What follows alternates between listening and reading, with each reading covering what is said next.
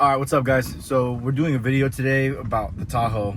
It's not really done per se, in my opinion. I still gotta do a couple more things, which I'm gonna film and I'm gonna make a video about it. But I guess we'll just do a walk around and then I'll do some sound clips later on. Like, comment, share. It helps out.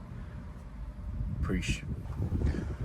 All right, so first I guess we'll do the inside. Inside, nothing much besides the light pod switch that's behind the grills right there.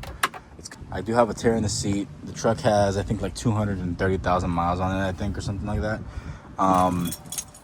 But I mean, this is pretty much my beater. My mega cab is like my daily and stuff. It's kind of the truck that bought it off my father-in-law. As you can see, it's an LTZ. He bought it brand new in 2006 for the 07 model year. So it's an LTZ. It has the TV. I ended up finding these on the marketplace, and I replaced the captains and I put a bench instead, just because I have two kids and it's easier to have the two kids plus another person, plus it also has a third row. I just needed more seating, and honestly I like the bench way more. All the wood grain is still OEM. But yeah, that's pretty much for the inside. That's pretty much it. It's very simple, very basic Tahoe. I mean, nothing special to see inside. Still has a factory head unit, which I do have a new head unit for it, but I haven't installed it. And then let's do the outside now. So the outside, I removed the factory steps. I have, so these trucks, if you guys didn't know, they come with, especially the LTZs, they come with the factory air ride shocks and a soft coil spring for easy and comfortable riding. The shocks were already bad, and I looked at the price, and if you look at the price on these, they're not cheap. They're like $800 for some reason, just for the rears. So in the front, we have a leveling kit, Amazon upper control arm, Amazon new strut in the front. And the rear, it does have Z71 springs, because the truck had a mad squat when I first did the leveling kit, just because of the soft ride coils in the back. So there's Z71 springs, raised it up about, I want to say about an inch and a half-ish. I got them for really cheap when Advanced Auto Parts was closing down. I think I paid like $40 for both springs, which is stupid cheap. I also did new calipers, so it has new calipers in the front and the rear.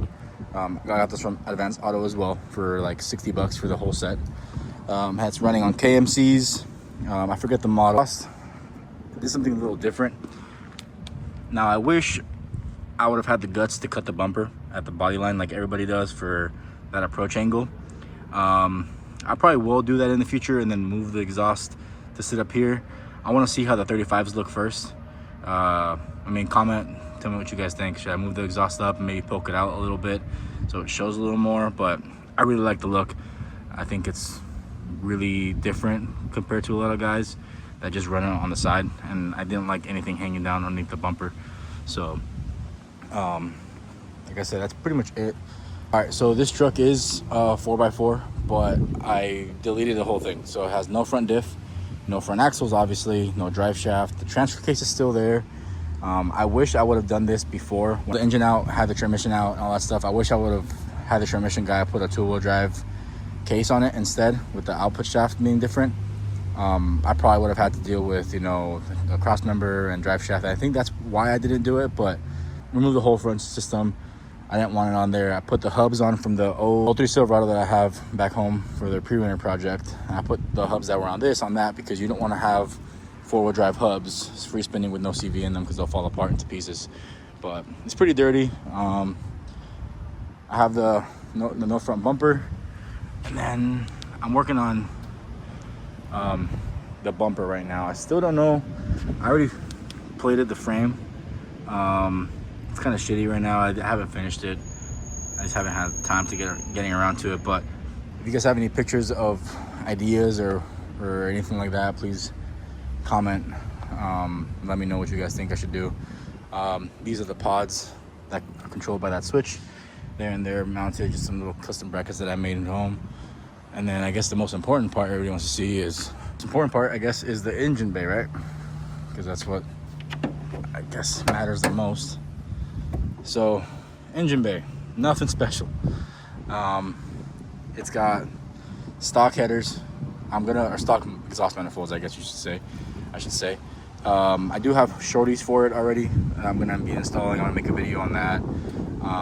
So pretty much what ended up happening is that whole thing about one of the guy's biggest issues is, so pretty much what happened is the whole thing that happens with guys, right? While I'm in there, I'll just do this. While I'm in there, I'll do this. So the first thing I was gonna do was rebuild the transmission, because I only had first and third gear. Second gear and fourth were completely gone, so I had no overdrive. And I was driving like that for like 8 months, just daily driving it, beating it up. And then I finally decided, you know what? I got my tax money back last year. Let me go ahead and rebuild the transmission, or get the transmission rebuilt. So I pulled it out. I took it to my dad's friend's shop in the valley somewhere, and I got the transmission built. And I did it with the beefiest parts I could find, or he could find for me. He recommended me a couple different things, like the Corvette servo for second gear. It has that. It has the reverse cage looking thing.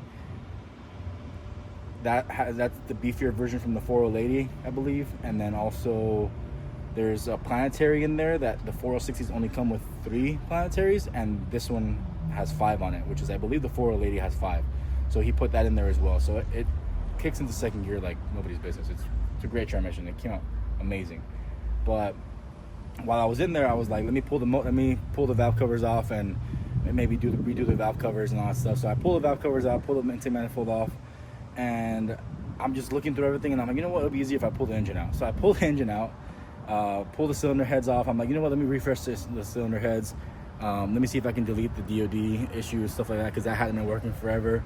I went to go do the delete, and then when I pull the cylinder heads off, I'm looking at the cylinder walls, and they're all scraped up. I'm gonna try to see if I have any pictures of it when I was doing the work, but they were all scraped up from overheating and stuff, because I also had to put a new radiator in it, which has a new radiator in it now.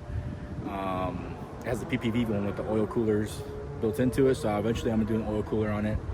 But yeah, man, I mean, it just a snowball effect terribly. So I ended up finding another 5.3 from like Riverside. Me and my dad went to go pick it up in Riverside.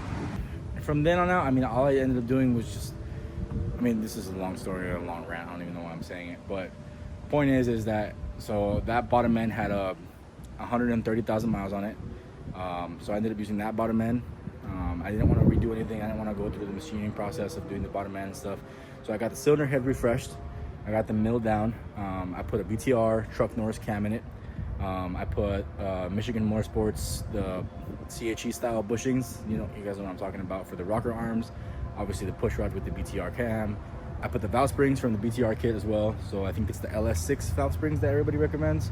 A new set of lifters, the LS7 lifters, the DOD blockers as well. So it has the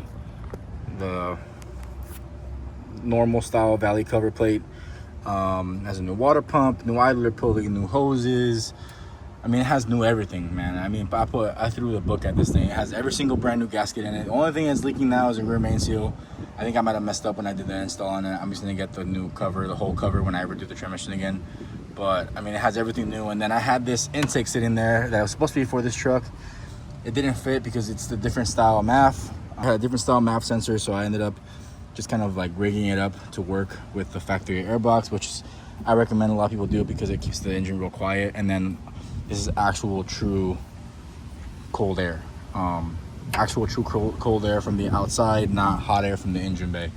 So, I mean, like I said, it's pretty much it. It has a catch can in it. Engine runs phenomenal. I mean, it runs great. I have a new battery in it. I deleted the factory windshield washer bottle, and I installed a tiny one just because I don't need that much windshield washer fluid. And the other one was real ugly, and it stuck down below the cut fender liner. So I deleted that as well. As you can see, there's no front diff anymore. It's just a simple 5.3 build. I got the shorty headers for it now. And I guess what's next for this thing is gears. I really gotta do a set of gears because 308s, which is what comes factory in these trucks, is just way too tall. Way too tall of a gear. I can get to like, I think 90 plus in second gear, which is just ridiculous. So I'm gonna be doing that. I'm not gonna repaint it. It's gonna be the beater. It doesn't even have a roof rack on it. My father-in-law took that off. I don't know why. I think it got crushed or something. But I mean, yeah, let me know what you guys think. Let me know what you guys would like to see out of it. That's kind of why I'm starting to do this whole YouTube thing, just because I really want to get this thing built. I was gonna sell it a couple months ago, It was on marketplace for a while, and then I decided I'm not gonna sell it, just because my wife has some emotional attachment to it, being that she did drive this truck before me and her started dating, and it was her dad's truck, and he sold it to me at a really good price. And honestly, it just kind of gets the family around. Like, having the bench in the back is great. You know, it's kind of like a beater, but it's not really a beater. It's a really nice truck. It's an LTZ, full leather interior, Bose sound system. So I'm gonna keep it. And I don't know, we'll see where it goes from there. But I'm gonna put some audio clips. I'll fire it up in this clip so you guys can hear it, even though it might be a little loud.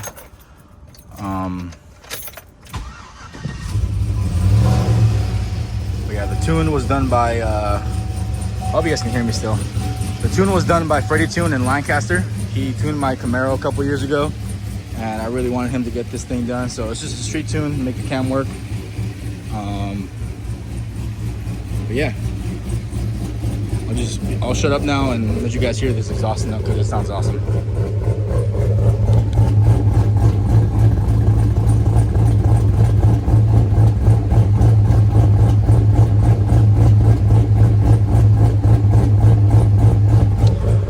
But yeah, I guess I didn't talk about the exhaust. The exhaust is obviously, that's not straight pipe. It has no cats in it.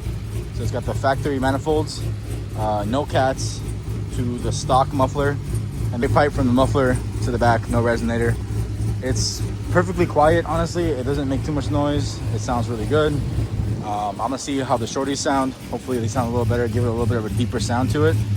But yeah, I mean, hope you guys enjoy the video, and like, comment, share. It helps the channel. The video will be me doing the shorty headers on this, and the video after that, it will be the mega cab walk around of that. If you guys want to see that, I'll be doing Theron 2.75 leveling kit with the Fox shocks and sway bar, and you know, all other kinds of cool stuff. So I hope you guys enjoy the video. We'll see you guys next time, and peace.